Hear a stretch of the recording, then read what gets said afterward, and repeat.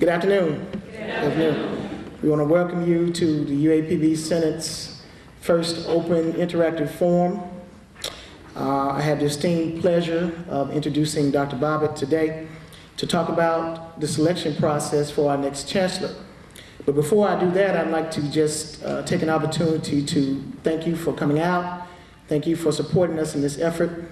And I also want to take an opportunity to kind of read the program to show you how things are going to go today. First, we're going to have a welcome by Dr. Janice Coleman. There's one correction in the program. Dr. Michael Bates is not here. I'm going to introduce Dr. Bobbitt in his stead. Dr. Bobbitt will then come up and talk about the chancellor selection process. After he finishes, we're going to take about 15 minutes and do a question and answer period about the chancellor selection process, because what we really want to get to today is to get your feedback and your input about who you want your next boss to be. After that, I'm going to come back up and talk about the rules of the forum. We're here to get feedback. We're here to get input. We're not talking about the past. We're going forward. We want to hear your concerns. We also want Dr. Bobbitt to hear your concerns, as the UAPB Senate and his office has the awesome task of putting together the selection committee for our next chancellor. So again, thank you for coming, and I'll turn the mic over to Dr. Janice Coleman. Good afternoon. Good afternoon. Your presence here this afternoon indicates your love for UAPB. In addition, it shows that you're genuine concern about its future and also its well-being. Please feel free to join us in dialogue and share attributes that you would like to see in our next Chief Academic Officer. On behalf of the UAPB Senate, I would like to welcome the faculty, staff, students, and community at large. Thanks for coming. Dr. Michael Bates, as it has been stated, is not here. He had a death in his family, that of his brother. So I would like for you to join me in a few moments of silent prayer to request strength and stability for him throughout this endeavor.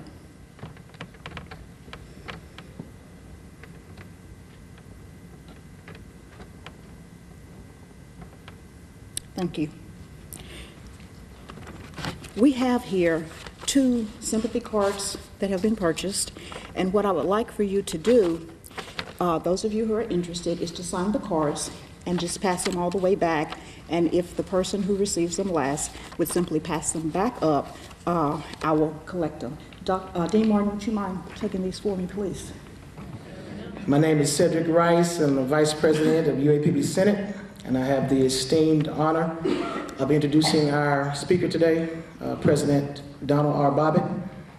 After earning a doctorate in chemistry from Iowa State University in 1985, Donald R. Bobbitt became an assistant professor in the Department of Chemistry and Biochemistry at the University of Arkansas. Among his many honors are the University of Arkansas's Alumni Association Award in Teaching and the Fulbright College Master Teacher Award. For 5 years, he was a recipient of the Camille and Henry Dreyfuss Foundation Teacher Scholar Fellowship from 1988 to 1993. He has received more than $13.8 million in funded support from national corporations and organizations, including the R.W. Johnson Pharmaceutical Research Institute, the National Institutes of Health, the National Science Foundation, the U.S. Department of Agriculture, and the Howard Hughes Medical Institute. He is also the author or co-author of 56 refereed publications and has served on, on several occasions been an invited speaker at meetings of the American Chemical Association. In 2003, he was named Dean of the J. William Fulbright College of Arts and Sciences at the University of Arkansas. He became Provost and Vice President for Academic Affairs at the University of Texas at Arlington in 2008. Dr. Bobbitt began his current position as President of the University of Arkansas System on November 1st, 2011. Please join me in welcoming the President of the University of Arkansas System, Dr. Donald R. Bobbitt. Thank you. Well, let me add my voice of thanks for all you for coming out today. I would have bet that there would have been myself and your 2 colleagues up here and 3 other people here today on a Friday. So I'm really impressed. Let me ask a question in this audience real quick. Can anyone tell me the name of the person who replaced Michael Jordan? Actually took 3 people, and none of them did as well. My point is, I replaced Alan Sugg, who had been president, University of Arkansas System, for 21 years. And so the trivia question that people are going to ask in a couple of years is, what was the name of that fella who replaced B. Alan Sugg? Okay? Now, the reason why I mention that is because we're here today to talk a little bit about who's going to replace Dr. Lawrence Davis, who's done this job quite admirably for a very, very long time. In fact, I venture to say most people in the audience don't have any knowledge about how you select a president or a chancellor for a university, since it hasn't been done in a very, very long time. So I want to just talk a little bit about the process that we're going to follow, hope to follow.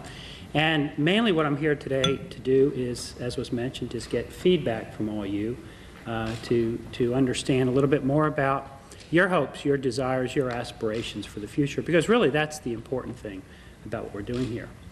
This is one of those watershed moments in the life of an institution that can change things quite dramatically. And we want to do a much better job than they did in Virginia. Those of you who know what I'm talking about, Terry Sullivan, who had come from the University of Michigan to be the president of the University of Virginia, was just asked to step down after about 1 year and 10 months. So we need to do better than that, okay? So let me just talk a little bit about what we have in mind, and then, as I mentioned, gain some feedback from you. This is one of those moments in the life of an institution that don't come around very often. And we want to make sure that we make the most of this situation. Now, in looking for a new leader, there's multiple purposes that can result from it. One of the purposes that I think is going to be very, very important is that this will be an opportunity for the world to know a lot more about the University of Arkansas at Pine Bluff. The very act of searching for new leadership gives us the opportunity to project the University of Arkansas at Pine Bluff out across the United States into venues where this institution may not be known. So when I say it's a watershed moment, if we use it right, it's an opportunity for us to present the accomplishments and the hopes and aspirations of this institution to constituencies that didn't know about it and could become important supporters of the institution in the future.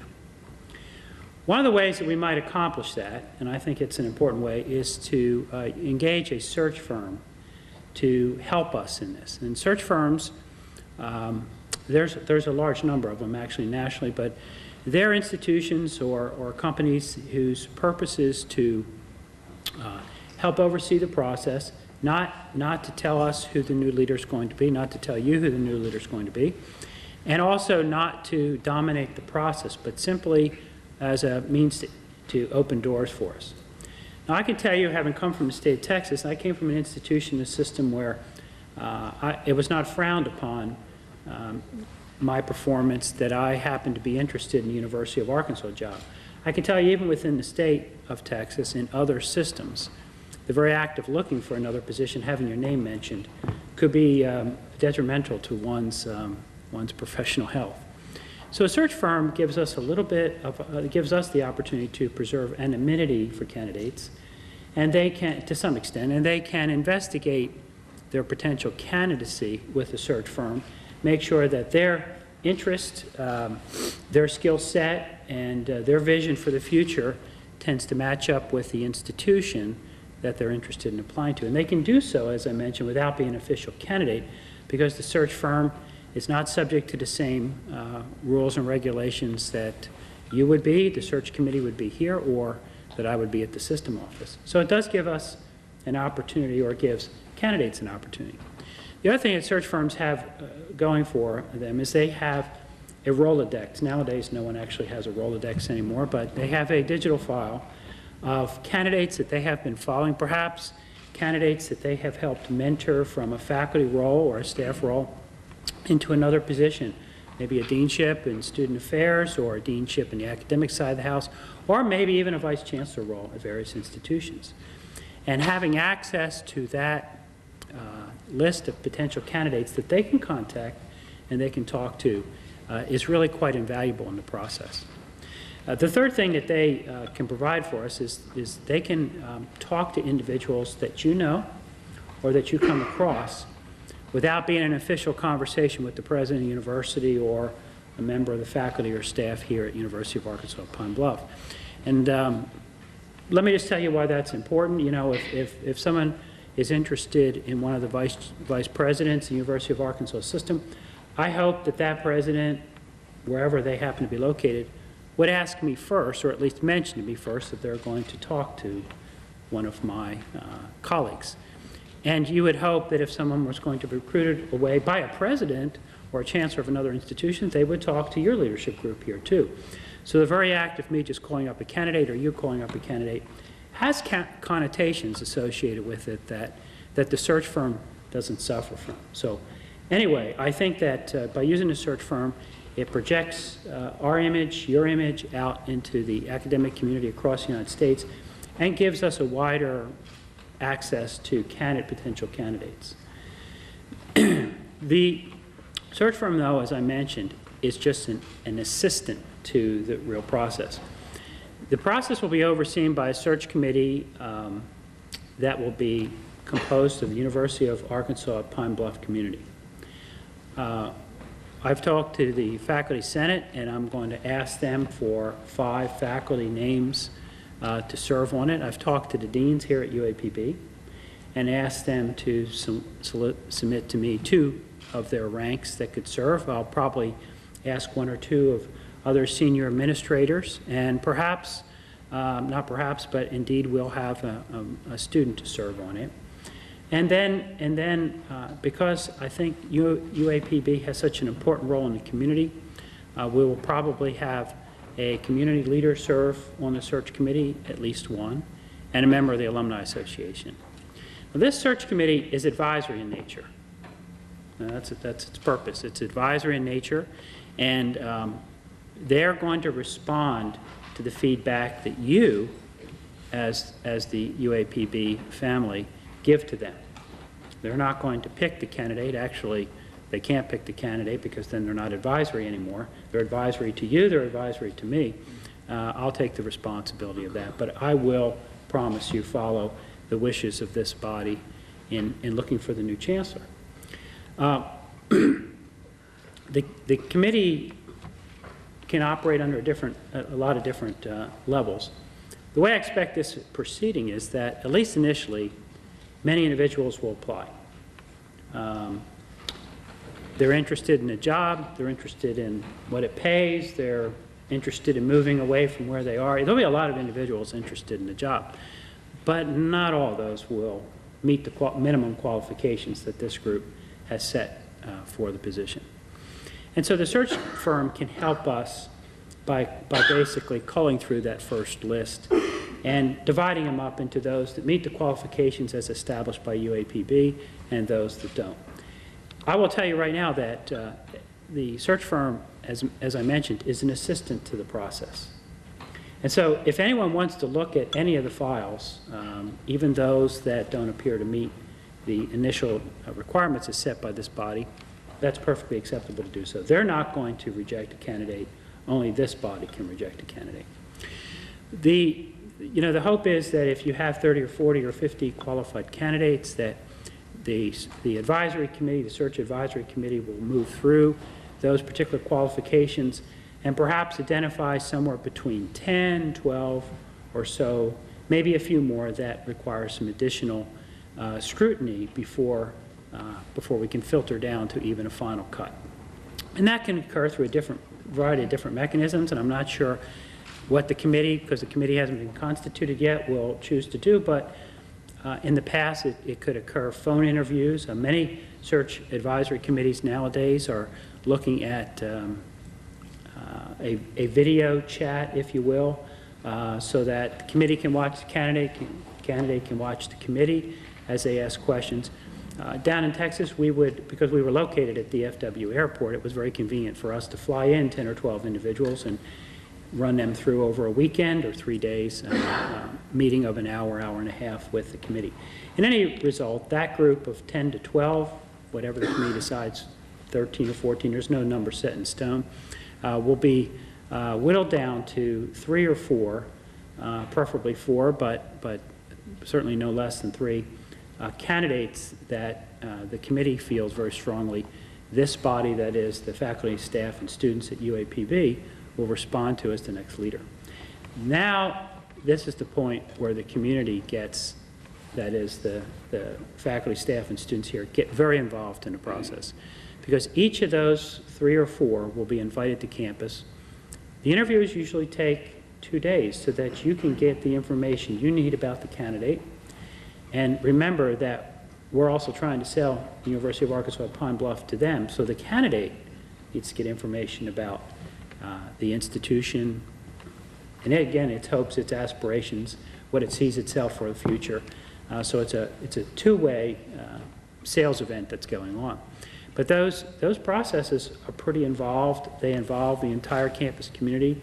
I would hope that every time there is a public forum, whether it's a small group, let's say faculty in what might potentially be the tenure home, or faculty in a college that would be the tenure home, or the deans, or the general faculty, the general staff, students, whatever, that there be a mechanism for everyone who attends to provide feedback to the advisory committee about that interaction they had with the candidate. And if you think about a 2-day and there being multiple opportunities for the candidate to present to various groups, you can see the advisory committee will have a lot of feedback from this group.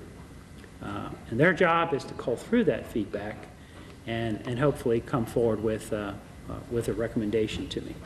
Now I'll tell you, I will, when we constitute the committee, I will make it very clear, and I hope they'll follow it, but of course that's going to be up to them, that they provide to me a list of acceptable candidates. Now they may want to convey to me that, well, we have these 3 candidates of the 4. Any one of these 3 would fit our requirements. But we really like this person, and that's okay. But that's a lot better than sending, here's our ranking of the 4 candidates, and this is number 1, number 2, number 3, number 4, because obviously that information is going to be publicly distributed. And it may be that number 2 is the one that we eventually come to an agreement with. So that's the process. One of the things, the other thing the search firm is going to have us do is that when we send out these materials, people who are serious candidates will have to, for the most part, learn a great deal about this institution in a short period of time. So preparing a statement, it could be anywhere from 3, 5, I've seen them as many as 14 or 15 pages long. It sort of summarizes the institution, where it's been, where it is, and where it hopes to go. The search firm and the advisory committee help us put that together. And that is really that's what I meant when we present that to candidates across the United States. Remember, these are candidates that we're soliciting who have fairly impressive credentials and backgrounds behind them. This is the way that we project UAPB across the United States and help maintain and, if not, improve its profile across the United States. The other thing that the committee has to do, with feedback from everyone here, and that's part of the purpose of today's forum, as I understand it, is to gain a little bit of an understanding about what do you want to see in the next leader of this campus. And all I would say is that you want to be a little careful about restricting things too much, because what we're seeing nationally is that there's some very interesting candidates who have had very unusual career paths and yet might be very interesting leaders for this institution and bring a lot to the table. And but again, that would be something that this committee would, and this faculty and staff and the students would make that decision. So that's an overview of the process. The timeline and how things go is I'm working on a request for a proposal right now for the search firm. And I think we have it done, and I don't know whether I'll have enough time this afternoon to start it rolling down the approval chain that's required, or whether I'll have to take care of it Monday. But my expectation is that will go out either today or either Monday or Tuesday of next week. They'll have, the search firms will have about 4 weeks to respond. I've gone online and I've gotten some suggestions from people here. I've gone online and called through probably maybe 20 or 25. I've looked at their recent placements to see if they have experience in finding leaders for institutions or for organizations that I think would be analogous to the situation we find here. And I've got about 12 or 13, but I'm certainly willing to take more names that we'll send out the solicitation to, that is the request for proposals. My hope is that we'll have that and the committee properly constituted probably no more than maybe 6 weeks from right now. So certainly we went ahead into August with this thing nailed down and be ready to move quite quickly in the fall. Typical time frame is that we'll place the ads, the search firm will start its work early in the fall. And these things tend to go on a normal academic calendar. And then, probably deadlines for receipt of applications. The deadline is a soft deadline saying, review of applications will begin on this date. It could be November 1, could be December 1, but you tend to then make through those first 2 cuts over the months of December, January, and then start inviting people to campus, maybe February or March. Remember, the candidates that we want have complicated lives themselves, and one would presume that they're in positions of responsibility at their home institution.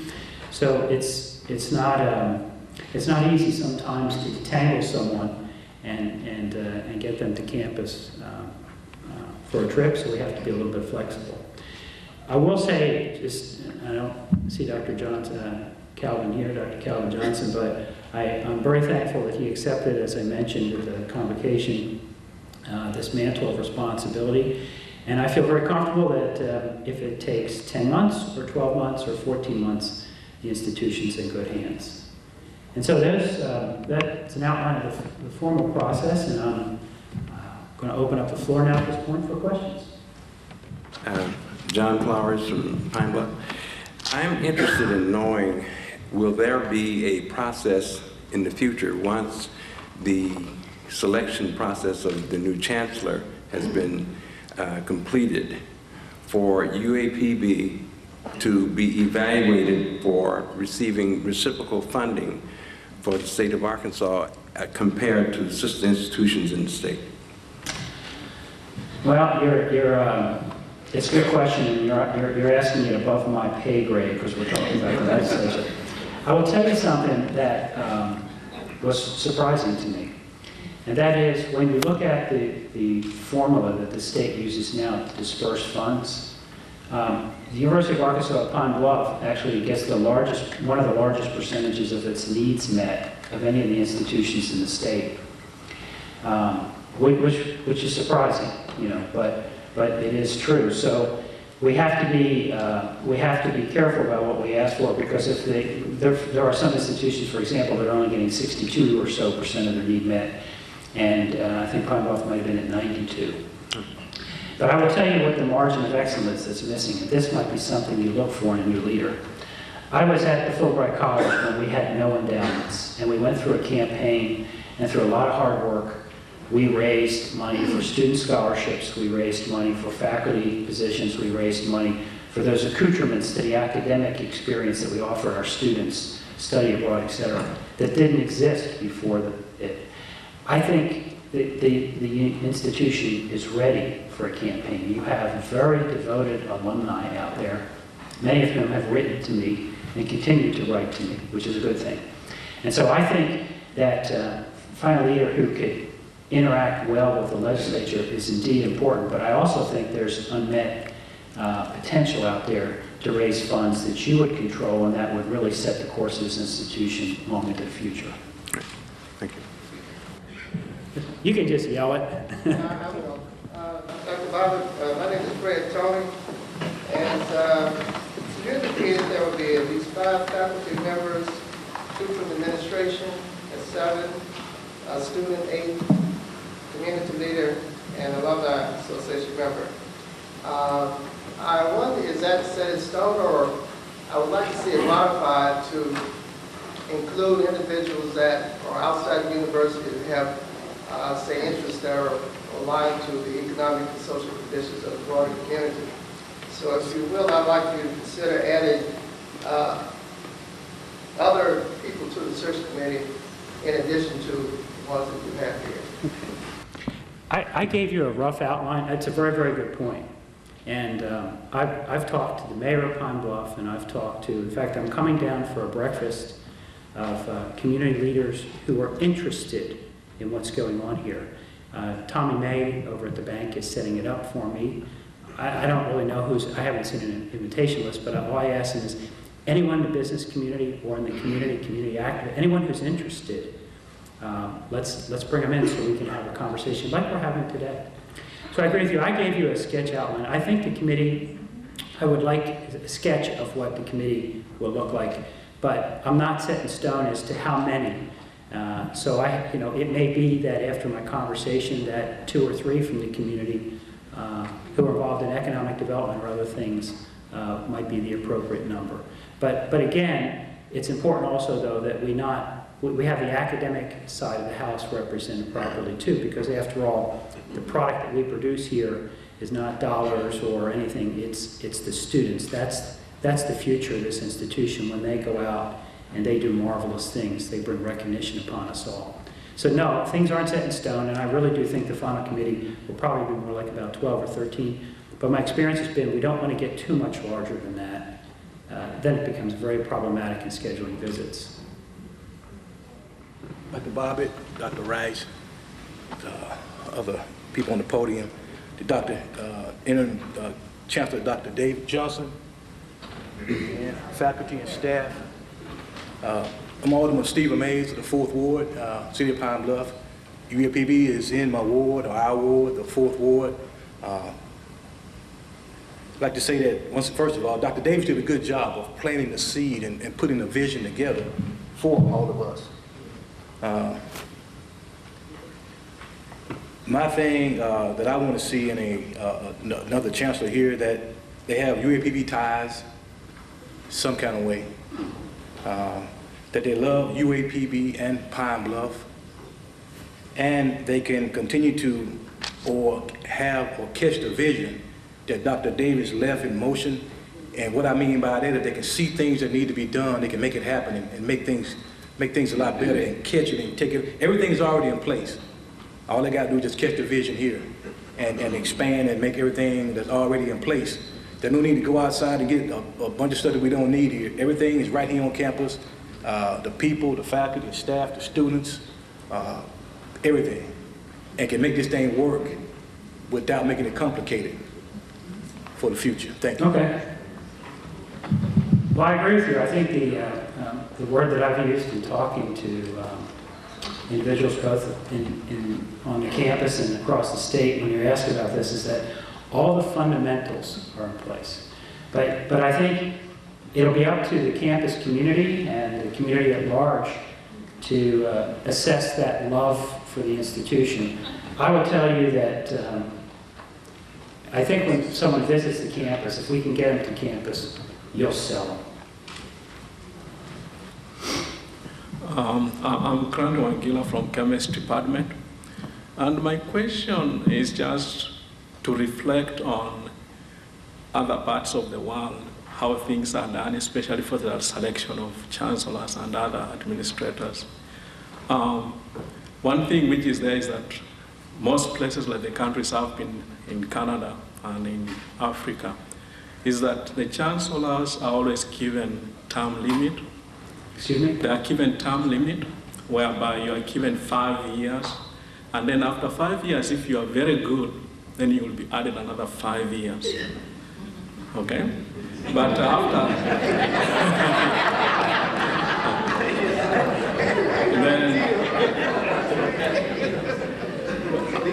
but it is ironical that when you look at things here, it is as if it's a lifetime job. And I'm not saying that it is wrong for us to have somebody being there for a long time, but changes sometimes bring a lot of new things and dynamism in any institution.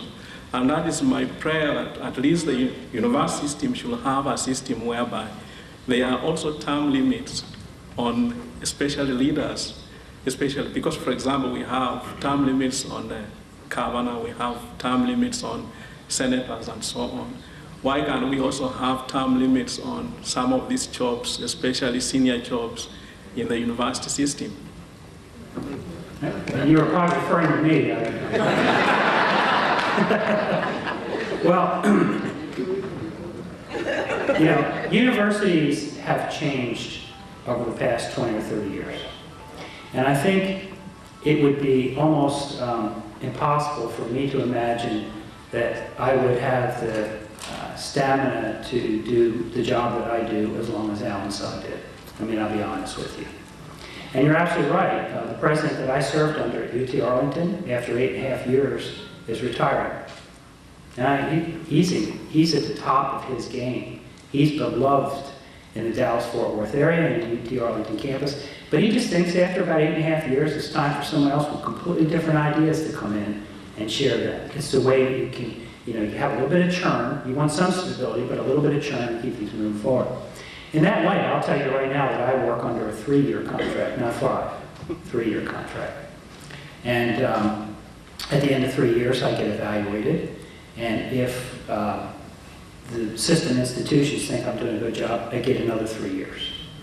So that is the philosophy, that was the operational principle that dictated my contract down in Texas, and it's what happened to me as dean every 5 years. And so I think that's the norm that you're seeing in more and more institutions, and I would expect, without knowing right now how everything will play out, I expect that would be my philosophy of how we would operate with all the chancellors in the system.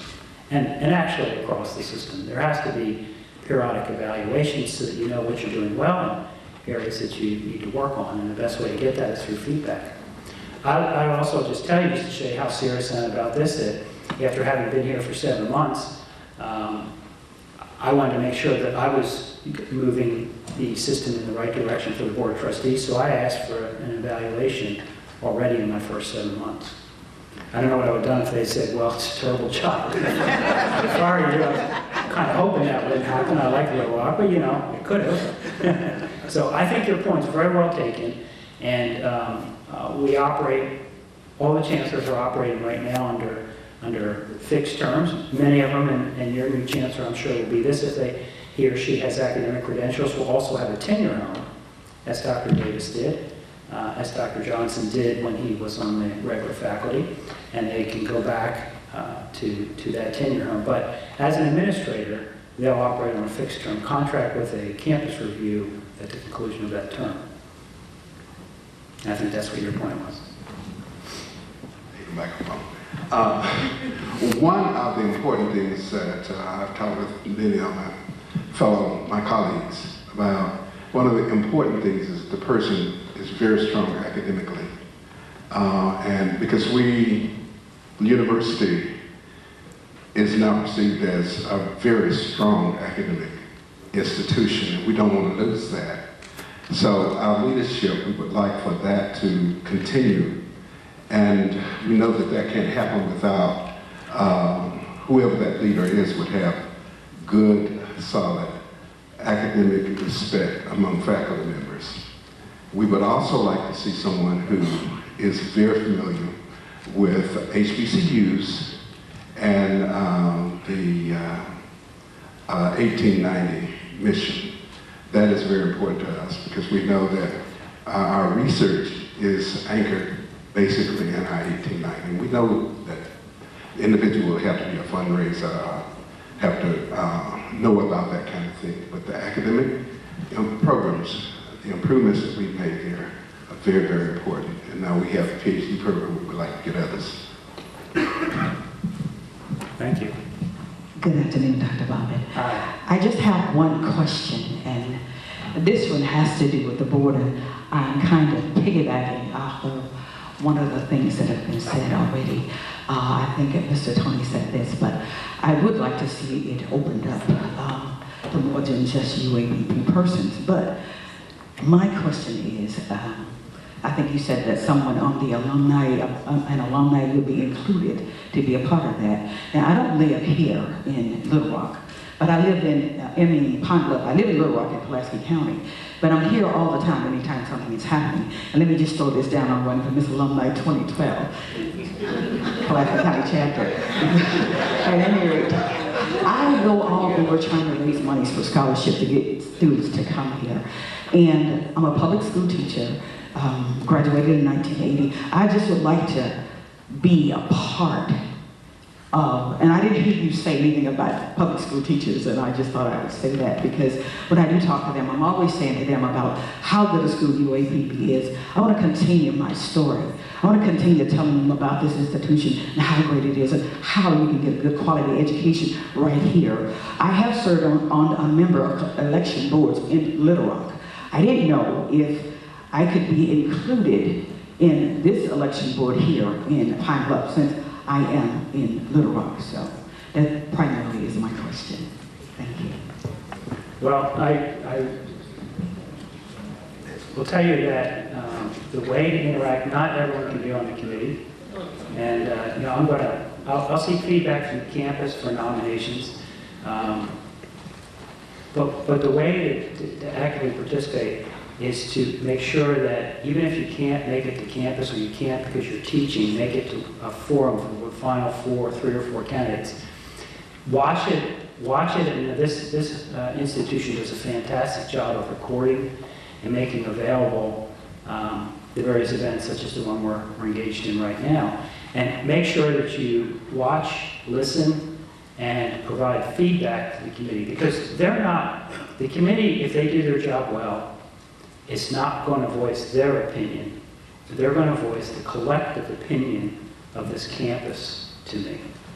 And of course, there's another part of the equation, I should probably mention, that's the Board of Trustees. But the Board of Trustees have tremendous faith that we together will come to the right decision. And so they haven't asked to have someone placed on the committee.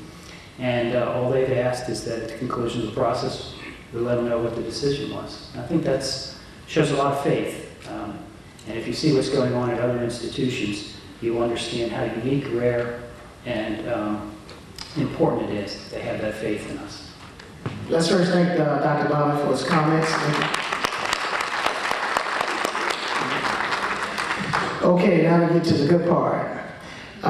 We've already started to have that conversation that we need to have today, but I want to make sure that I go over a few rules of the forum to make sure we stay on point. I want to first thank Tisha Arnold and the Public Relations Office for helping us to put together this beautiful flyer/form that's on the back. We really appreciate her support. So talking about the rules of the forum, if you look at your program, there's a description of the Chancellor right in the middle in gold with black print. In the forum, participants will be given, about 1 minute to speak. We're an intimate group today, so we shouldn't have any issues with giving people an opportunity to speak. All we ask is you just state your name to the topic, and our topic today is the characteristics you would like to see in the next Chancellor, okay? The characteristics you would like to see in the next Chancellor. Comments should be relative to the topic and the purpose of the open forum. So if you get an opportunity to speak on the microphone, please keep those comments related to what we're discussing today. Also, your comments will be documented. I've been walking the campus the last couple of days. You got my emails, chit-chat with the Chancellor. I've been taking notes. All of those notes I've been taking, all the offices I've been going to, that will be created into a dossier that I give to Dr. Bobbitt, basically explaining your feedback. What do you want to see? So this time we want to open up our open forum. Please feel free to come to the mic. Again, keep your comments brief and germane to the topic we're discussing today. So I get the ball rolling. My name is John James Jr., born and raised here in Pine Bluff, and I'm a student here. One thing that I would like to see in a new chancellor is one who understands the traditions of UAPB and historically black colleges, but let us not live and die by it. We need a leader who understands that we're not competing just with historically black colleges, but our students are going out to compete in the world against China and other emerging economies. So we need someone who's innovative and that can bring those new ideas, that has been exposed to the rest of the world and has an understanding of how other universities are doing it and innovative things that they're doing to be able to teach their kids. We're not just competing here in Pine Bluff. We are competing with the world, and I hope that the new leader of Pine Bluff understands that we can't live and die by our traditions. And one who's community-minded and service-minded. So those traits, and that understands that education is not only what takes place in the college, but outside. So that belief can be passed on to our students as they go out into the world. So let us not live and die by our tradition. Someone who's able to be innovative and bring those creative things to climb up. All right. Thank you very much. That's a good way to break the ice.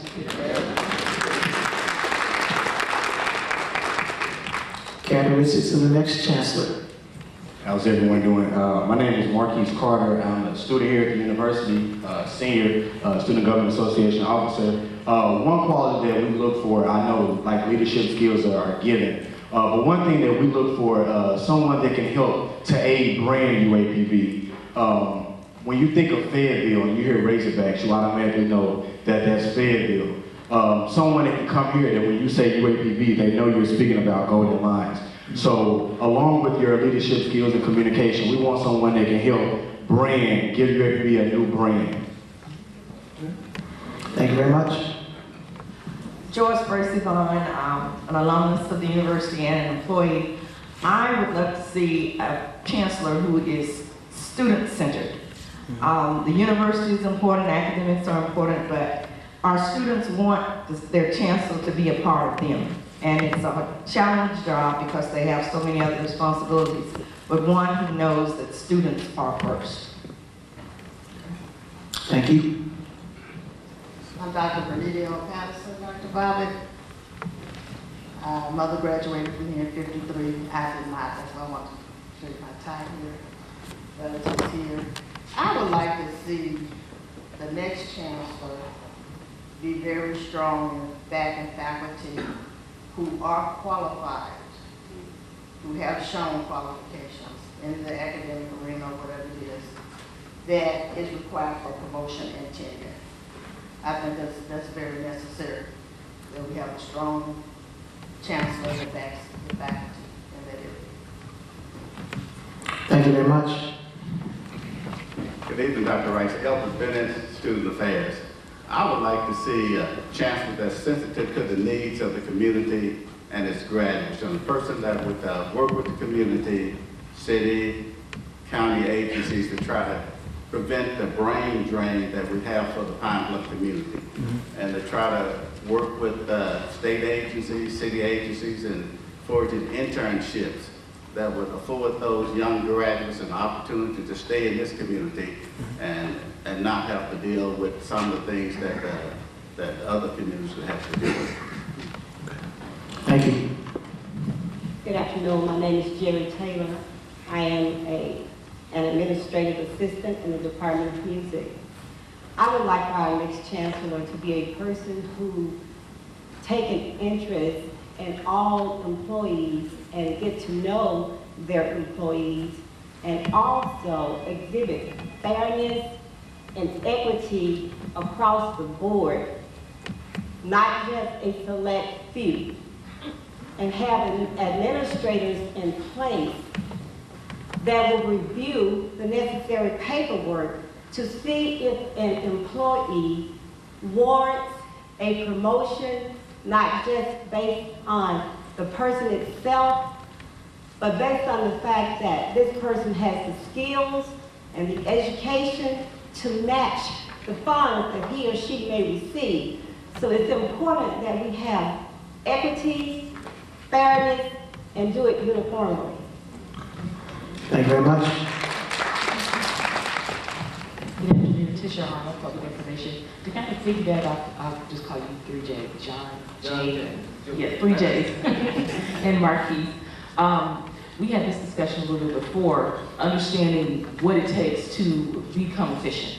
If there are certain processes that are in place or the way things are organized, to not be afraid to reorganize those things, to make sure that everything's efficient. So whatever that area is, to make sure if it's communications or what have you, that that's under one umbrella, or if it's administration, to make sure that those things are easily accessible and they work efficiently, because once we get students here, we have to make sure that that process is smooth.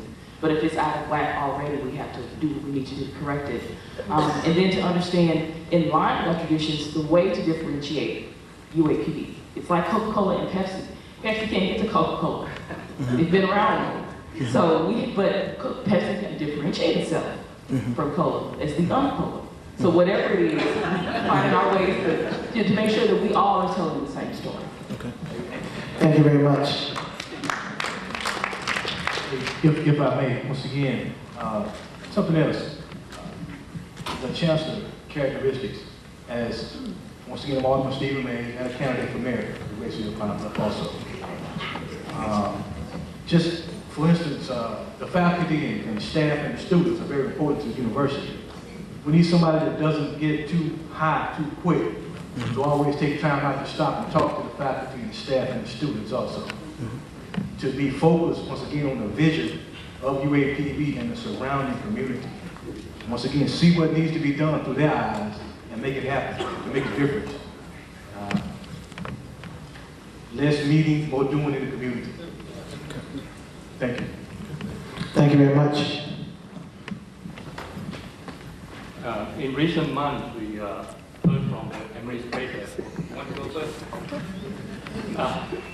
We heard the word change quite a bit in recent months, and I don't know what that means. It can mean because of transition there's a change, or it can mean we as a community really want change or hope that that person will bring about change. So I actually second Dr. Hurd's earlier emphasizing that the person should probably have a strong on academics, because I think that's probably what we need at this time, and have experience in higher education, knows about the trends in education, and that if we emphasize change, that person almost needs to be a change agent or change leader, even turnaround agent, turnaround manager. Another thing about the search, I think we probably want to go beyond just the traditional way of looking for people from HBCU. UAPB, yes, is a land-grant university. There are a lot of other state universities that are quite similar to UAPB in terms of the number of students who are taking remedial classes and so on. They have done pretty well in certain areas as well. So we don't need to recycle some people from the same area, but we can search much more broadly. And so the leader, another thing is that the leader should kind of galvanize the community to even set a new vision, academic vision for this university. I won't touch the mission, but even the mission language might need to be modernized as well. So that person must probably have that responsibility. Thank you. Thank you very much. For me, what I would like to see for a future chancellor is a person who is open to the world and very adventuring. For example, UAPB is in a very unique position to establish, for example, international programs with Caribbean islands, with developing African countries, and have strong exchange programs because those actually strengthen UAPB and also strengthens its image overseas. By utilizing those exchange programs, not only UAPB will open other channels for obtaining money, because there are plenty of money from foundations, rather than depending on just government handout. There are plenty of corporations willing to help those exchange programs, to bring students from here, from other countries, send faculties to other countries, and share our resources. Also, I'd like to see a chancellor who will be very interested in research and will procure money to build laboratories. It's totally unrealistic to expect a faculty in the sciences to do first-rate research if we don't have a lab for that faculty. You could hire a Nobel Prize, put him here, tell him, do research. He'll tell you, I can't do research. Where's the lab? We don't have the lab for you. We don't have support. We don't have anything. Do research. I thought you're smart. You're a Nobel Prize laureate. So I'd like to see a chancellor involved in actually procuring money for research and buildings. Because that's very important for us to exchange with other scientists. That's what I would like to see. All right, thank you very much. Good afternoon. My name is Muhammad Jalaluddin. I work at the Department of Agriculture. I'm a plant and soil science faculty. Since I've been here, I have seen a lot of improvement and development on this campus.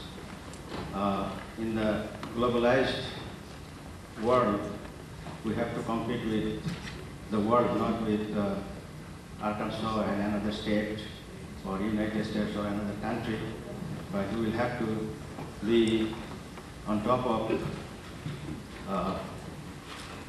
the ability to solve the problem worldwide. Now, in the past, say several decades, we have seen a good progress in this university, on this campus, program-wise and infrastructure-wise. But the world is growing so fast around us, so unless we are speedy enough to get on board the boat and keep on top of the water, so we may sink down. So our leader, the future leader, should be able to understand the competition and the challenges, and to be able to make a strategy how this top leadership of this institution will be able to keep our heads on top of the water. Thank you. Thank you very much. Hello, I'm Dr. Solomon McCall Jr., native of Pine Bluff, Arkansas, and a former student government president and graduate of Arkansas A&M College, now UAPB. I'd like to the next chance to be someone who's caring, fair, compassionate, individual that has vision. You know, my favorite quote, "Gift" by Rudyard Kipling states, "If you can walk with kings but not those to common flesh," meaning some individual that can communicate with all types of people and have a sense of concern. Also one that has a UAPB commitment, not a self-commitment. Not using this institution as a stepping stone to go on someplace else, but realizing the great uniqueness of this institution, that there are many diamonds in the rough, and taking the hard work of perseverance and nurturing those individuals to allow them to become diamonds. I would like to see this person infused with enthusiasm, one who's community-oriented, one who has a student agenda, faculty agenda, one who yet instills, as I said earlier, can walk with kings but not with the common judge. Sensitive, caring individual with vision. This is what this institution needs. Remember its great history, and Dr. Davis is built on a great legacy here, and an individual that can carry it to the next level. This is what this institution needs. Thank you very much. I want to thank Mr. Reese again for holding the mic. He wasn't supposed to do that today, but he helped us out, so I just want to thank him publicly. Good afternoon. My name is Milton Jackson, Music Department. And I would like to see a few things in the next new chancellor. The first thing is that he has an earned doctorate, so he's a very academically oriented individual who is young enough to have a lot of energy, but yet old enough to have some wisdom. Okay. I would like this person to be man enough to be evaluated by the faculty, just like we're evaluated by the students and each other once a year. This person needs to be strong enough about who they are and what they're doing being the right thing, that they don't mind being evaluated. As Dr. Bobbitt mentioned, he volunteered to be evaluated after only 7 months. That tells me something about what kind of man he is. And I would like this person to be man enough to be evaluated along with his administration. Thank you. We want to get it right. Let's get it right. Captain, this is the next chancellor. We're doing good. I really appreciate this feedback. This is my second time. That's fine. Since this is sponsored by the Senate, I'd like to mention something. Last time, Dr. Bates, in our inauguration of our interim chancellor, said that in the Board of Trustees policy regarding UAPB, the Senate actually has the has a role to play in terms of, he mentioned shared government, even though the word shared government wasn't there. So I think that's something that the Senate needs to work on. We need to be more active. For example, having a committee on academic affairs. Right now, we don't have. There's one that doesn't belong to the Senate. So we need to be more knowledgeable about what's going on, especially in the academic area. And I have a second comment, which is kind of a suggestion to Dr. Bobbitt. When we narrow down to about 4 candidates, he said that the candidates need to have need to be informed about the university, the current status, and so on. I would very much like to suggest that about 2 years ago, 2010, there was a ADHE commission report or commission consultant, or 2 consultants, Dr. Sonobi and Burley. I never met him. But that report should be sent to the candidates, because that will give them some idea what people have been, how we have been evaluated. Even though some people don't agree with certain part of it, and we have never discussed, even the Senate have never discussed that report. I don't know about certain schools and so on, so there has never been discussion on that report. Individually, we read it, some of us like it, the administration didn't like it, but I think there are certain things we can learn from, right, in terms of improvement, in terms of the future, academic-wise and other areas. Thank you. Okay, thank you. Thank you very much. And just to address what you said initially about the UAPB Senate, you know, we're moving forward, and this is one of the ways we're going to be doing that. The UAPB Senate, especially the leadership, has been busy over the last couple of months. We're actually working to revise the faculty staff handbook. We're actually trying to augment our membership to find out who actually serves on the Senate as well as the Legislative Assembly. And we've been in great talks with the President of the Alumni Association, Dr. Bobbitt, and people in the community to find out how she should go forward. So we're doing the work, and we're going to continue to do the work. Characteristics of the next chancellor. Any more comments?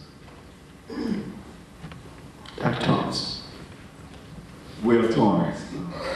One of the things that I would like to see in the next chancellor, is other people echo, is one that's an intellectual, not only strong in academic preparation and professionalism, but one that has shown through his previous and current deeds that he creates knowledge and disseminates it properly.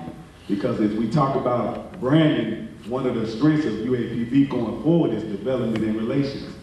You know, and I would like that person to be one who's a great communicator of academic progress, a great communicator of academic solutions, so that he can communicate a clear vision to the Pine Bluff area of the state on the assets of UAPB.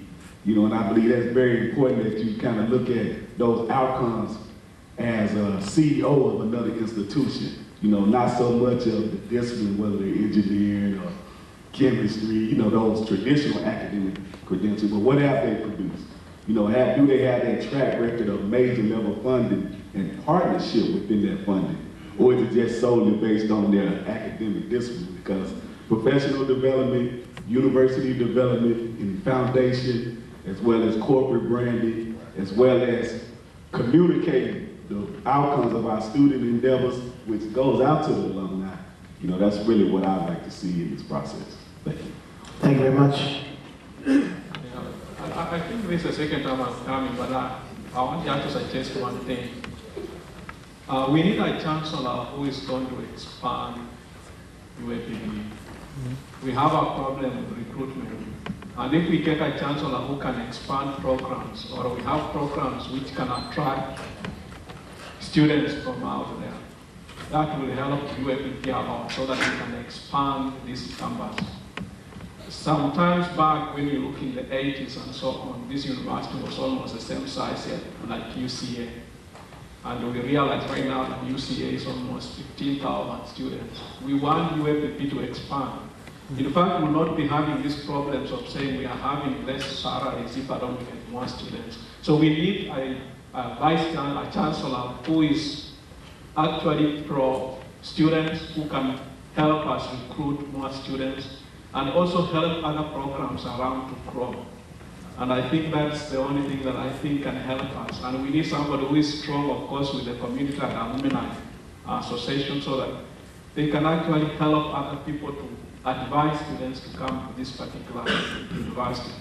And one thing somebody had already said earlier on, that we needed somebody who can also help us advance UAPB to international level, especially if we have programs, master's program, PhD programs, which can attract international students. That can also increase our population. Because when you go to most universities which offer higher degrees, most of them you will realize that they have majority of the students come from outside the country. And that will help UAPB generate even more funds to help us with the problems we have around. Thank you. Good afternoon. Now, my name is James. And while you're here at the university, I think one of the things that we are missing mostly in our chancellor is, I heard a lot about education, I heard a lot about fairness, but one of the missions of education, according to this institution, is to know God. So I think that our chancellor should have a well-rounded base belief in a God. Now, what God? I don't know. But he should have a well-rounded base belief in God.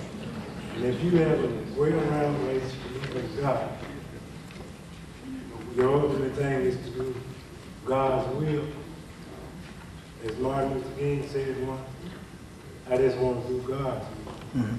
So, if we have a chancellor that knows the mission of education, because education is something that never stops. Mm-hmm. It never stops. So, if he knows the mission of a good education, he should know that he needs God in order to keep him focused, keep him directed in the right path.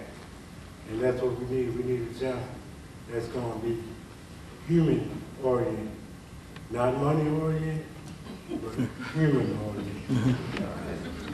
Thank you very much. Good afternoon. Good afternoon. I'm a former faculty member, and I think a chancellor that we should have vision. Mm-hmm. He should be interested in athletics, he should be interested in robotics, technology, agriculture, dramatics. He should be interested in the whole university. But the main thing, he should have a vision to where he will carry us. We had a computer science program while I was here. We had the fisheries program. We had agricultural program. So that chancellor, I would think, we want to have a vision. Thank you. He or she should have vision. Good afternoon. My name is John Graham. I'm a faculty member. Been here for 19 years.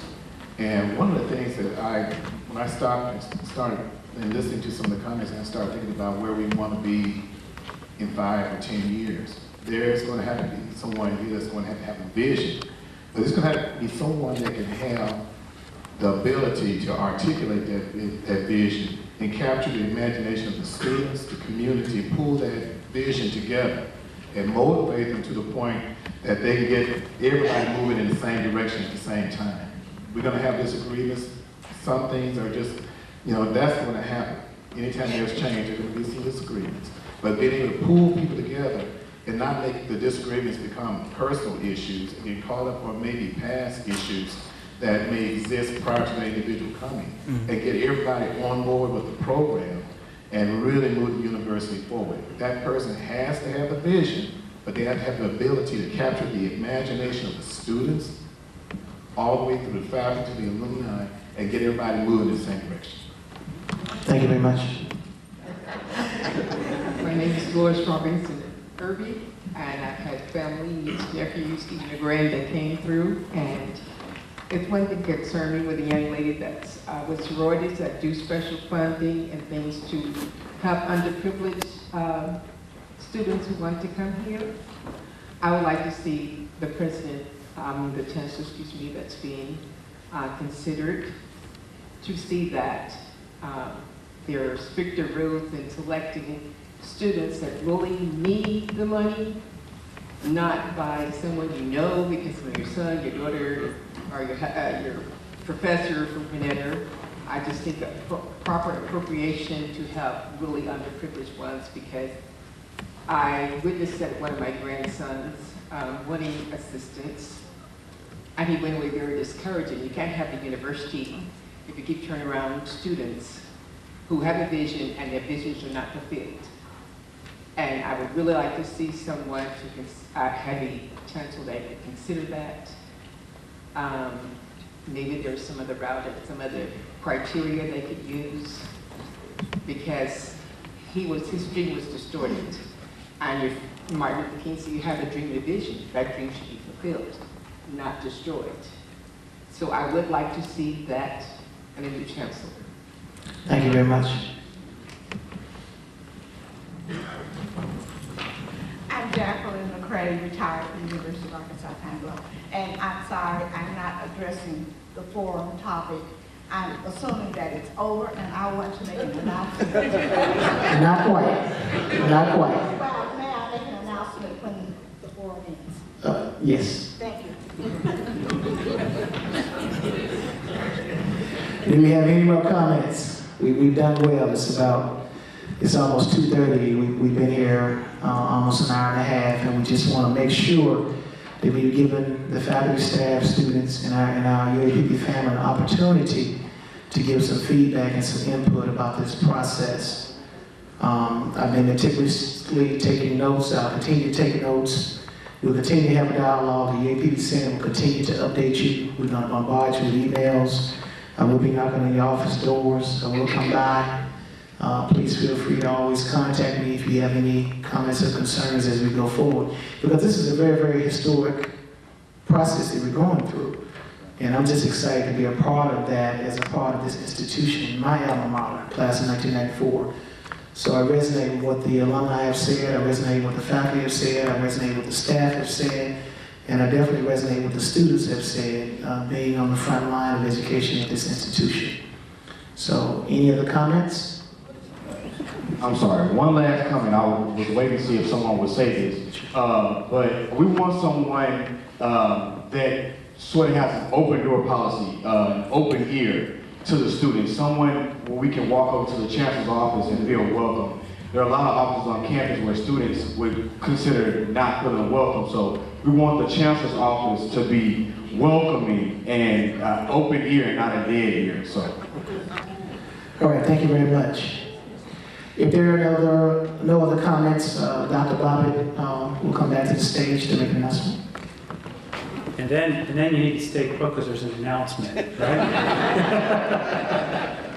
I did want to mention that Dr. Stephen Broughton is here today from our Board of Trustees. Thank you so much for coming.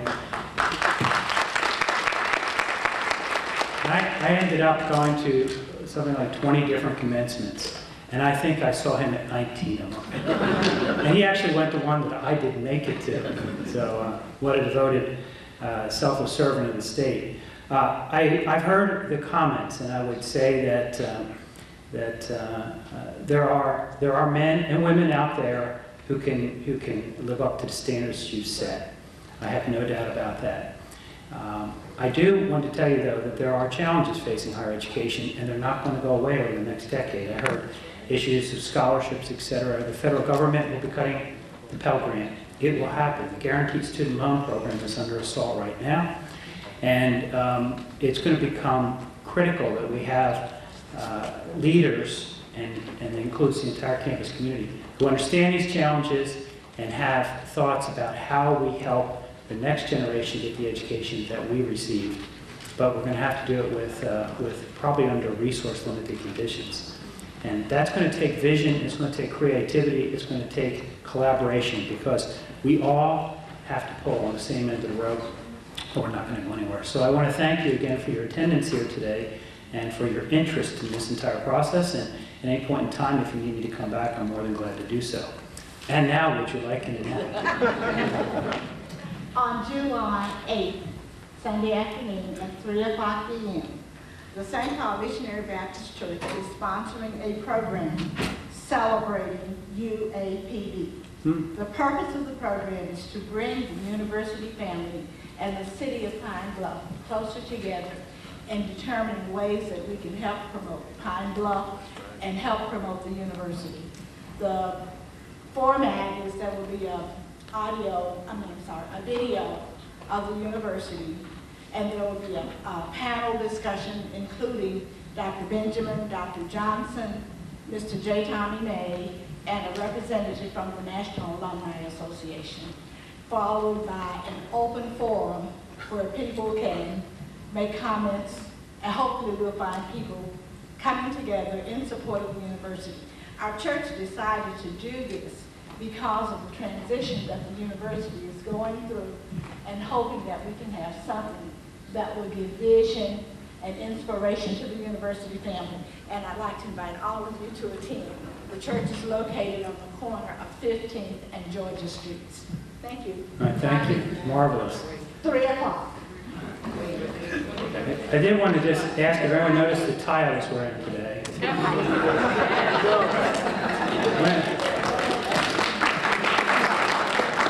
Thank you again. All right, I think we've come to the end of our program. I want to first let's give Dr. Bobbitt another hand. For coming to share with us today, give us that important feedback that we need. And I really thank you all for participating. Look for our emails, look for our calls, look for our responses to your questions and concerns as you go forward in selecting the next chancellor. Again, please keep Dr. Micah Bates in your thoughts and prayers. And I'm sure he'll be excited to hear my report when I call him after this event. So thank you again for coming, and Godspeed. Have a great afternoon.